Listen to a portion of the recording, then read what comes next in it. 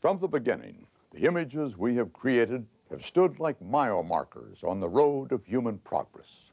What once was is now because artists made it so. They captured a moment and made it eternal. Where did they get such power? Well, it was given to them, passed down through the ages, master to student, each building upon the other. John Stobart, one of the most accomplished artists of our time, says, "I don't think the greatest works have yet been done." And it's true, but only if the secrets are given to yet another generation. The first secret is this: it is not in the hand, it is in the eye. Follow us and we'll show you that once you learn to look at the world differently, it becomes a different world, one in which nature becomes the greatest teacher of all. On Hilton Head Island, John Stobart paints a shrimp boat nestled in a quaint harbor and visits renowned portrait painter Joe Bowler in his studio, where they discuss the status of art education in America.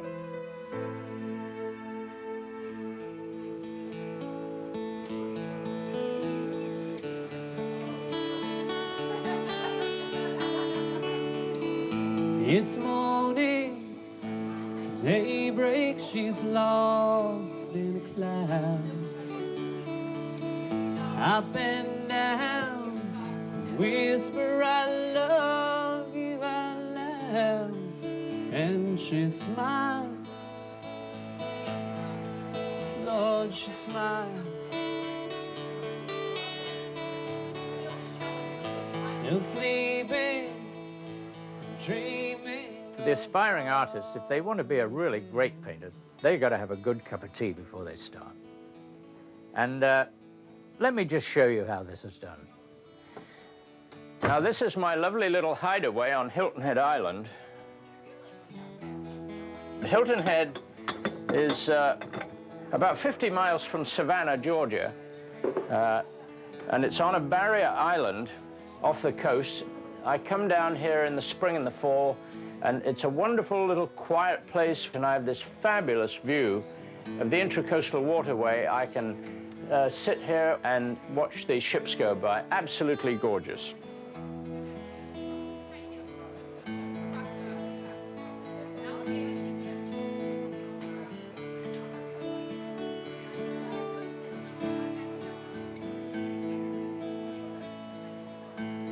When I was in England, I remember hearing this story about them selling water in bottles in America, and we thought this was absolutely incredible. But here am I, buying this stuff, and I can't believe that I'm actually doing that. Isn't that crazy? Bottled water.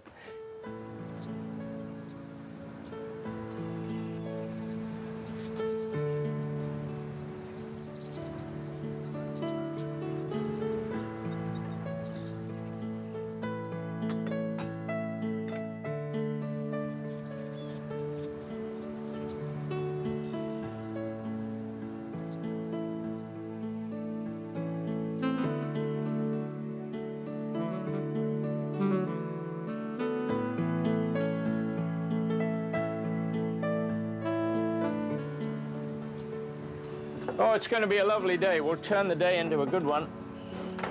We want to make sure the teapot is hot, so we'll heat the teapot with the steam. Keeping the thing boiling. There we go. I feel that. Oh, that's beautiful now. Oh, that's nice and hot. And we get the tea. Take this piece of string off. We don't need that.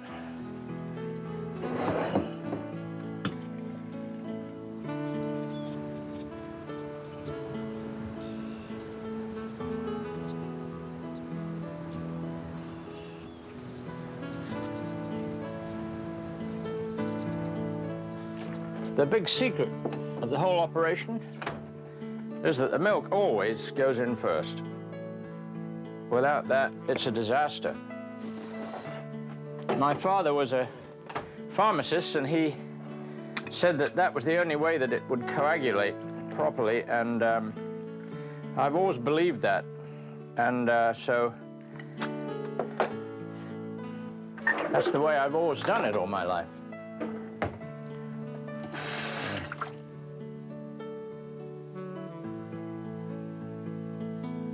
And the catalyst now goes in.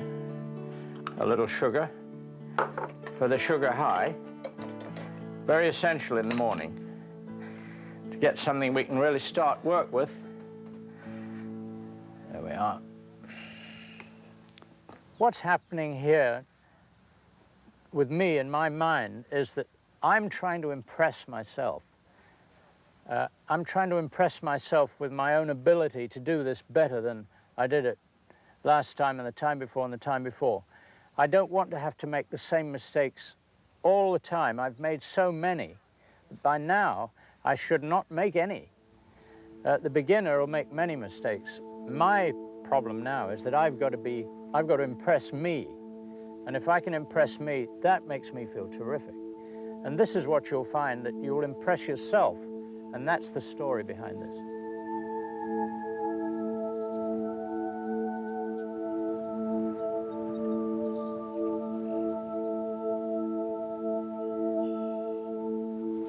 Oh, here comes Mr. Hudson. Good morning, sir. How are you? How do you do? Good to see you. Back here on my property painting again. I was wondering, oh, look at this fly. It's going to stick on the paint. That's good, though, sometimes. Well, it's sure death, right? It improves the painting sometimes. No, I was just wondering, you've been on the island all your life, haven't you? Oh, yes. Born and raised here. Yeah. Been here August 15th. Will be 60 years.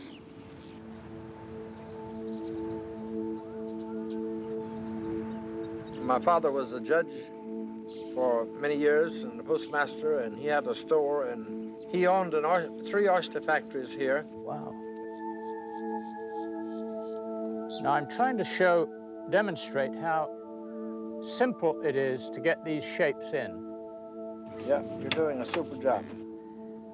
They're right there, and all I have to do is to look at them, keep looking and looking back at the canvas and altering what I'm doing as I do it. I think you were telling me that was an older boat. Yes, sir. That boat's about 45 years old. Oh, 45, wow. And she's about ended her journey now. Yeah. We're about to take all the riggings off and the motor out and the hoist off, and then we're going to find something to do with the rest of it. Yeah. There's a lovely shear on the boat. I love that shear like that on the shrimp boats. That's one of the most beautiful things about them. Now I'm going to put the green lines along there. I want to establish this, exactly what's happening on this boat before I go too much further. I think I've got it in just the right position now.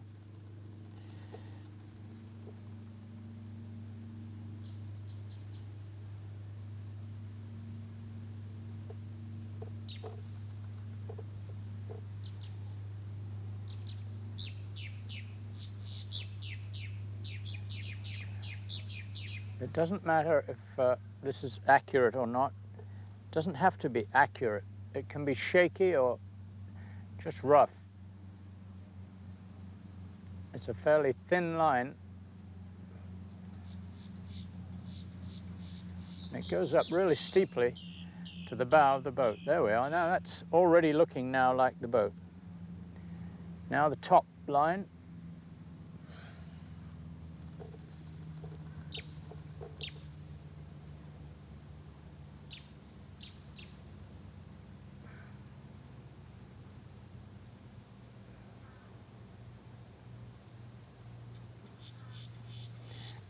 I want to put this in quick. Now,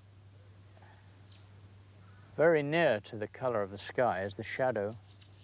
Oh, that's too dark. The shadow of that. I like the shadow. This will create light. Shadows create light. And the shadow under that line along the boat there. Now, here's the shadow. It's coming like that. Eventually, that is going to really look and make it look as if the sun's shining on the boat, because that's the complement of the sort of very, very slight yellowish tinge of the boat. We want to put the complement, which is purple, a little bit of that into, and as we look at it here, that's exactly what it is.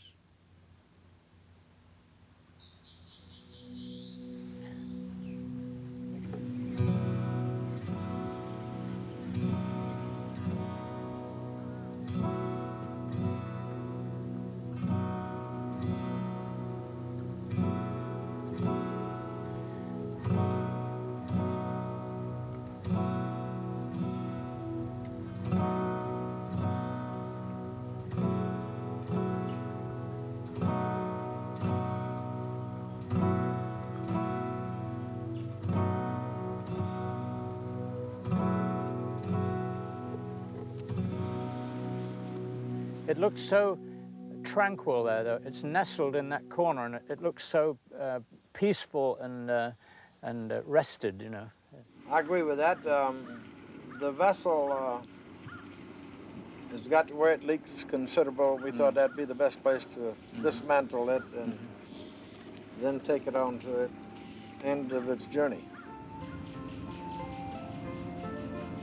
When I talk all the time about painting from nature, I'm talking about looking at something and painting it from life. And just because we're doing landscapes, basically, doesn't mean that that's the only thing. I mean, there are also portraits and nudes and still life, and there are a whole lot of things that one can paint from nature. If you want to paint from nature, there's really no better place than Hilton Head.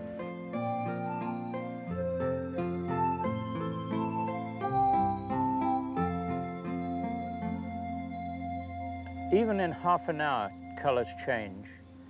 And so it's a matter of practice and doing it as often as possible that will bring the beginner to realize that there's a very short time span in which the light will be precisely like this now. Half an hour later, it'll change a little bit. 2 hours later, it'll be substantially changed. That's one of the difficulties in really getting it right.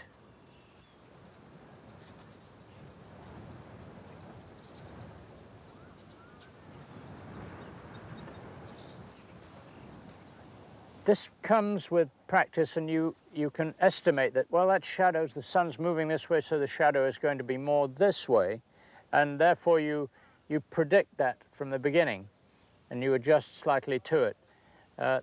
There's no other way to learn this than going out and doing it. And believe me, it becomes very exciting and very easy after a while. You just keep on going, and you'll find that you'll get a facility for this, and it'll become interesting. But what painting's all about is what they used to call chiaroscuro, which means light and shade. Here's shade, here's light. It's playing with the light and shade. I know while I'm doing all this that I've got real darks coming in here. The darkest dark is here, the lightest light is here. All these other tones are in between those.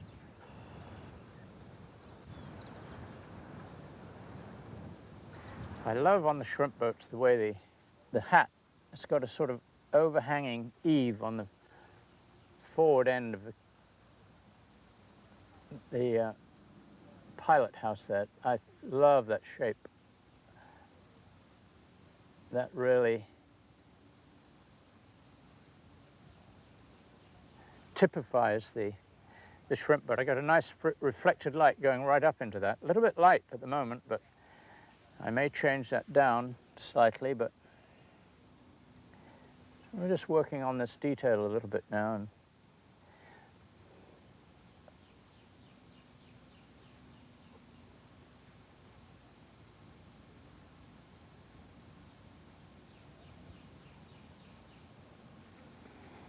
there we are, now it's beginning to work better.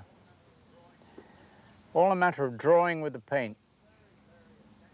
It's very, very essential to learn how to draw before attempting these very intricate subjects. You should always be drawing. As a student, you should never stop drawing. You should have a sketchbook in the car or with you all the time in case you see something you want to jot down or record. Absolutely essential to keep drawing. Now I'm going to make that window slightly lighter because there's a little bit of light bouncing off it. Right there. There we are. No, it's not quite right. Let's do that again.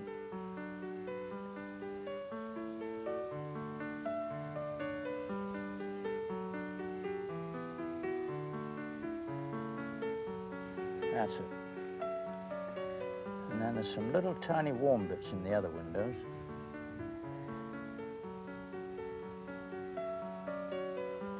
where we're looking through to the shed. Perfect.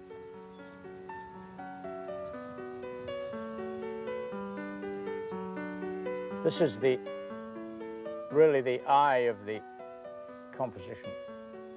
So, since this is going to get most of the attention, it's got to get most of my attention.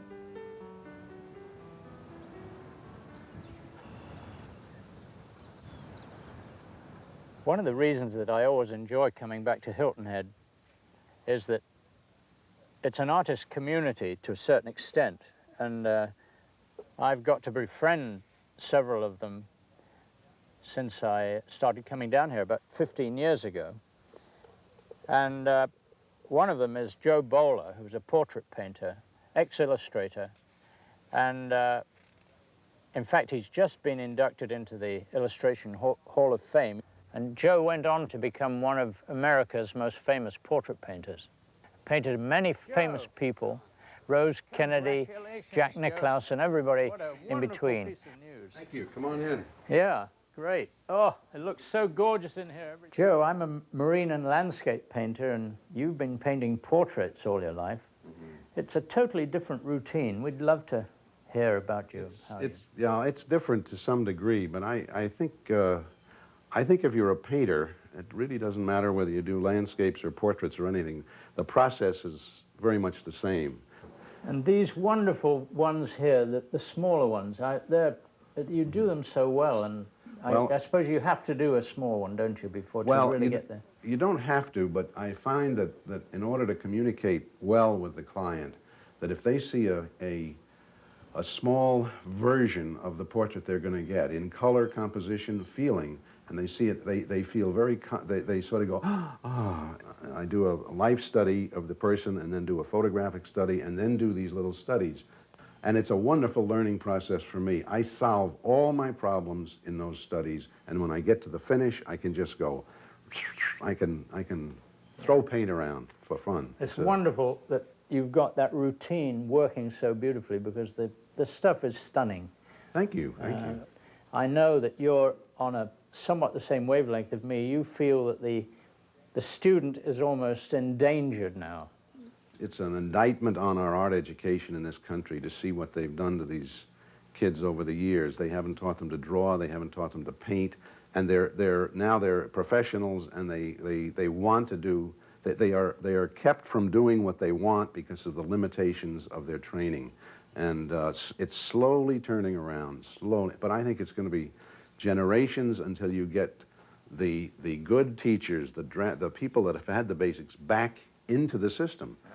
You got to learn it before you can teach it. I came up with a traditional training, and I look back and I just wonder how it could have happened what has happened. My theory is that in 1913 they had in New York what is called the Armory Show, where all the modern painters, the Picassos and the Matisses, were introduced to this country. And somehow, from that point on, it became imperative that if you were an artist of any means, you had to start painting in this new idiom, this abstract painting. And everybody started to do it, and a lot of them could do it pretty good. They could fake it. A lot of them did. And there was some good ones. I'm not knocking that. And it became the rage. The critics jumped on it, and all of a sudden it became imperative that every new artist comes along. They had to do this. This was being creative. This was being modern. And all of the great traditions of teaching, that the William Merritt Chase and the Henrys and all of the great Hawthorne and all of that wonderful stuff that we had was gone by. Within 10 years, it was all gone. Therefore, all of these young people that were coming along didn't get that training, and they got into the abstract. Then they went back into teaching. They had no training, and all of a sudden, in the late 30s and 40s come along, and the abstract expressionist movement with de Kooning and the masters, Pollock, Jackson Pollock, and and the young ones also saw, oh, I can throw paint like that. I can do that splashing, and it spawned a whole lot of untrained, quote, do your own thing artists. What the young artist today has to realize is that with this, if he can only get this basic training, the whole spectrum will open up, and they can go down the abstract way if they feel like doing that, but they've always got this core of knowledge to to work, and then they can become a master if they want. Yeah. That's true. It's the basic stuff. And if you look back in the history of time and see works by Eugène Boudin, who was a French Impressionist painter and an absolutely fantastic one, who inspired me tremendously. You see his paintings of sailing ships. Excuse me while I hold my breath. You see his the sailing ships, and he'd put the rigging in just a few brush strokes because it's all loose and wet, and that would be very, very difficult to do. I like the sky to have got fairly dry before I put my rigging in, because I'm trying to do it in a slightly more detailed manner than he did it. Although every artist, I would think, would love Boudin's work because it is so loose, because then you get a freshness and spontaneity. This is why I'm putting this in now with the edge of my brush. And I don't want to do anything on top of this after it's completed. If I do, it would be very minuscule and minimal, because as soon as you take this back to your studio and you start to add superfluous details, the whole thing will fall apart.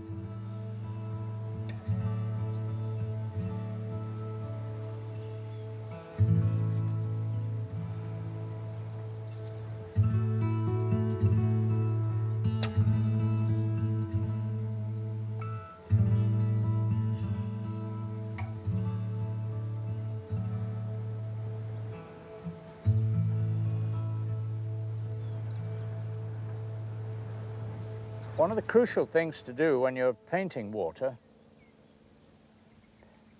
is actually to get the reflections right, because if they're out of drawing,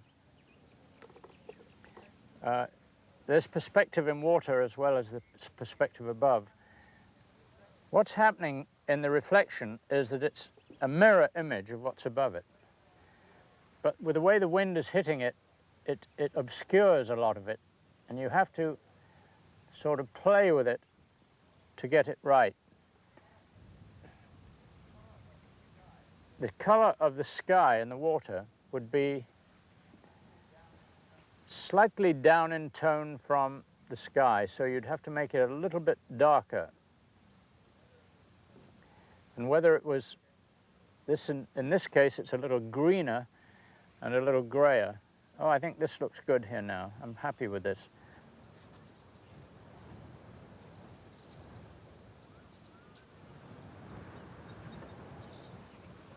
And another thing is that some little waves will reflect other things, so we'll put a couple of little waves here because we want this corner to be resolved.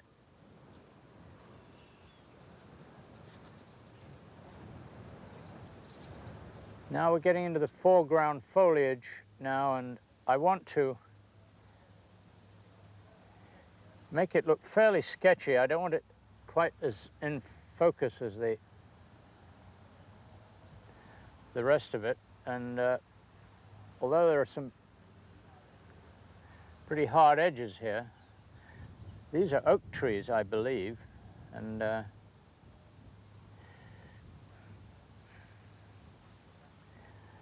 they look absolutely gorgeous.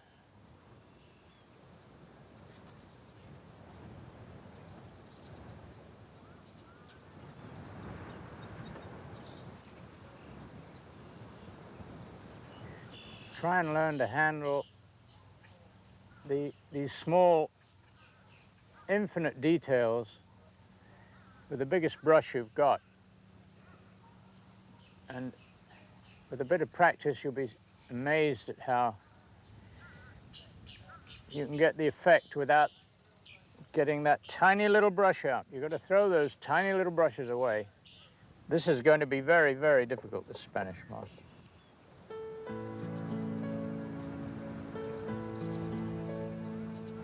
Everybody look the other way while I do this.